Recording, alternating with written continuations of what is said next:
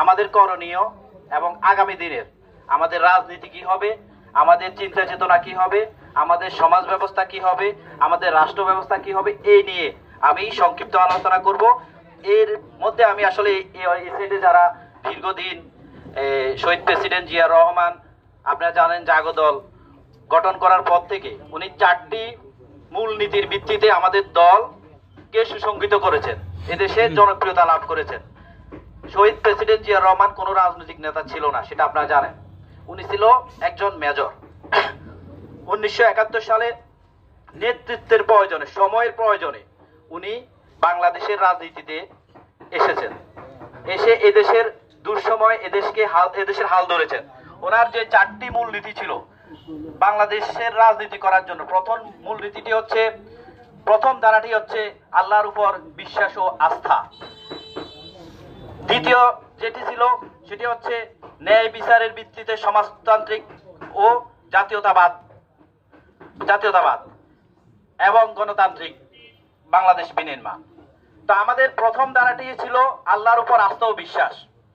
আপনারা জানেন এদেশের সংবিধানে বিসমিল্লাহির রহমানির রহিম যুক্ত ছিল না, সেটা শহীদ প্রেসিডেন্ট রহমান ছিল, উনি যুক্ত করেছেন। সেই দলকে কেউ অন্যভাবে ঘায়েল করতে গিয়ে ধর্মকে অপব্যবহার করে রাজনীতি করবে, সেটা আসলে মুসলমান হিসেবে আমাদের দায়িত্ব না। আমরা অবশ্যই ইসলামের পক্ষে, এদেশের 90% মানুষ ইসলামের পক্ষে, এদেশের মানুষ ধর্মকে ভালোবাসে কিন্তু ধর্মান্ধ নয়। আপনারা আমাদের আগামী নির্বাচনটা হচ্ছে, প্রায় 17 বছর আমরা জুলুম নির্যাতন সহ্য করেছে এদেশের সকল বিরোধী দল, বিএনপি সহ যারা ছিল সবাই নির্যাতিত। যেই অনেকেই বলে পচা রাজনীতি, সেই রাজনীতি থেকে আমাদেরকে বেরিয়ে আসতে হবে। আমাদের সততার সাথে কাজ করতে হবে, ভালো মানুষ হতে হবে, সমাজের প্রত্যেকটা মানুষের উপকার করতে হবে। আমরা এই অঞ্চলে দেখেছি যারা অতীতে রাজনীতি করত তারা কিন্তু কোনোভাবে দুর্নীতির সাথে, সালিশ বাণিজ্যের সাথে, অপকর্মের সাথে, দখলের সাথে জড়িত ছিল না। আমাদের এইখানে এই অঞ্চলে যারা রাজনীতি করতো, মাহবুব ভাই ছিল, আমাদের নুরনায়ক ভাই ছিল, মনসুর ভাই ছিল, আর অনেকেই ছিল মুরব্বীদের মধ্যে।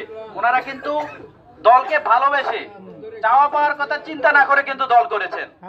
আমরা সেই লক্ষ্যে এগিয়ে যেতে হবে, কারণ আগের দুর্নীতির মানে বিভিন্ন রকম অপকর্মের রাজনীতি যারা করবে তাদেরকে সমাজের মানুষ সামনাসামনি হয়তো একটু ভালো মারহাবা দিবে, কিন্তু তাদেরকে কিন্তু আসলে মানুষ কখনো গ্রহণ করবে না। কেন?